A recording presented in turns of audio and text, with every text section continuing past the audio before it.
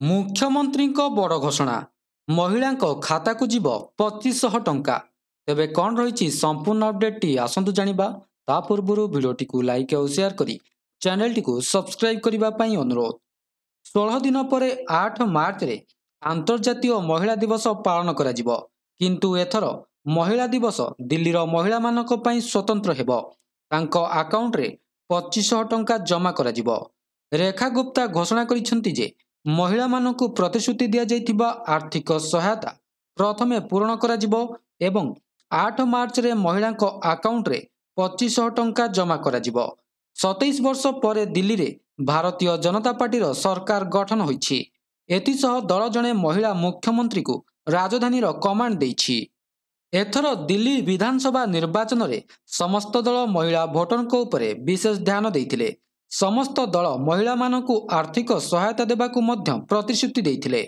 Aam Aadmi party 2100 ଟଙ୍କା ଦେବାକୁ ପ୍ରତିଶ୍ରୁତି ଦେଇଥିବା ବେଳେ ଭାଜପା 2500 ଟଙ୍କା ଦେବାକୁ ପ୍ରତିଶ୍ରୁତି ଦେଇଥିଲା।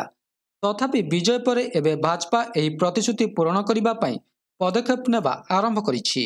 ରେଖା ଗୁପ୍ତା ଦିଲ୍ଲୀର ଚତୁର୍ଥ ମହିଳା ମୁଖ୍ୟମନ୍ତ୍ରୀ ହେବେ। ତାଙ୍କ ପୂର୍ବରୁ ଭାଜପା ସୁଷମା ସ୍ୱରାଜଙ୍କୁ, କଂଗ୍ରେସ ଶୀଲା ଦୀକ୍ଷିତଙ୍କୁ ଏବଂ ଆମ୍ ଆଦମୀ ପାର୍ଟି ଆତିଶୀଙ୍କୁ ମୁଖ୍ୟମନ୍ତ୍ରୀ ପଦର ଦାୟିତ୍ୱ ହସ୍ତାନ୍ତର କରିଥିଲା।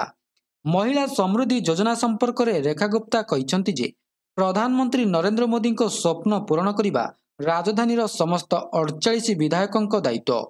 ଆମେ ମହିଳାମାନଙ୍କ ପାଇଁ ଆର୍ଥିକ ସହାୟତା ସମେତ ଆମର ସମସ୍ତ ପ୍ରତିଶ୍ରୁତି ନିଶ୍ଚିତ ଭାବରେ ପୂରଣ କରିବୁ।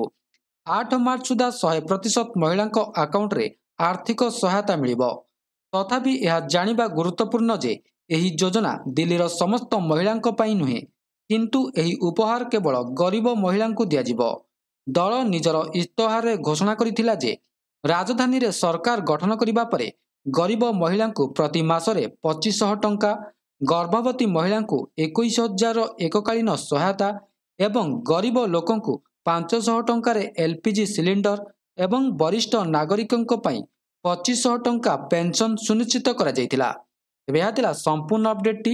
ଭିଡ଼ିଓଟି ଭଲ ଲାଗିଥିଲେ ଭିଡ଼ିଓଟିକୁ ଲାଇକ୍ କରନ୍ତୁ, ସେୟାର କରନ୍ତୁ ଏବଂ ଚ୍ୟାନେଲଟିକୁ ସବସ୍କ୍ରାଇବ୍ କରିବା ପାଇଁ ଭୁଲନ୍ତୁ ନାହିଁ। ଧନ୍ୟବାଦ।